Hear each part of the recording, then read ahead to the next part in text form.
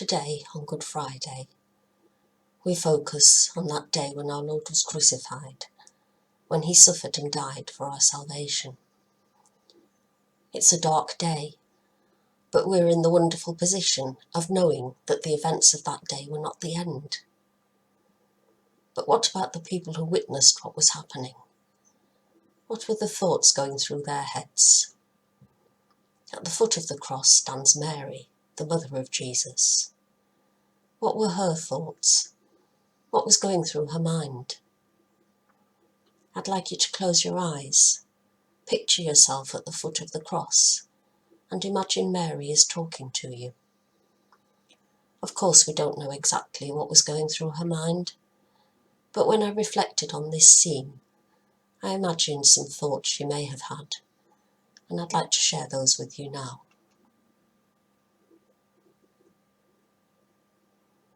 Here I stand at the foot of this monstrous cross. I can hardly bear to look up.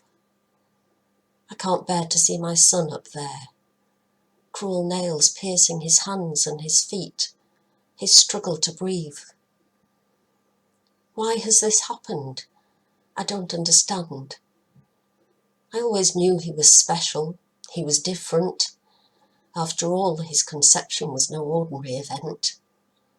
The events after his birth weren't ordinary either, with all the visitors we had. And then there was Simeon, when we took Jesus to the temple. I've never forgotten his words. This child is destined for the falling and the rising of many in Israel, and to be a sign that will be opposed, so that the inner thoughts of many will be revealed.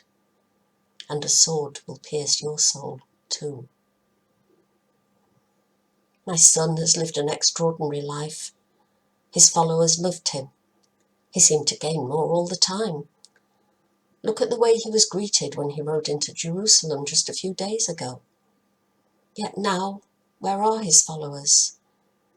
Are they afraid they may have to face death because they were his friends and his followers?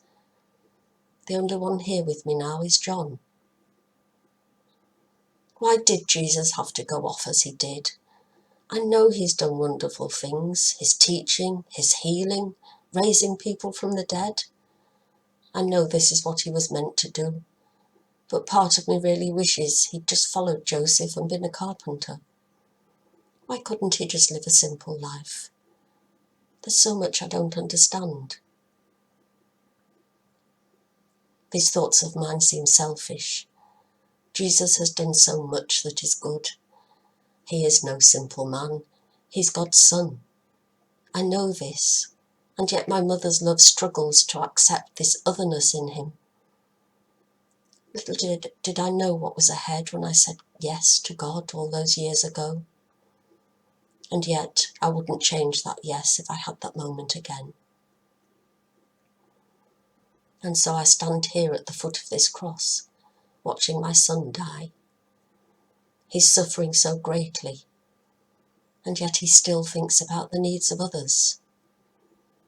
My son's love has reached so many people. He's changed the lives of so many people. And now, as he struggles for every breath, he's spoken to me and to John, making sure that we will love and support one another as mother and son. His amazing love seems to have no end. Those words of Simeon have certainly been fulfilled today. My soul is pierced. My heart is broken. Surely this can't be how it all ends.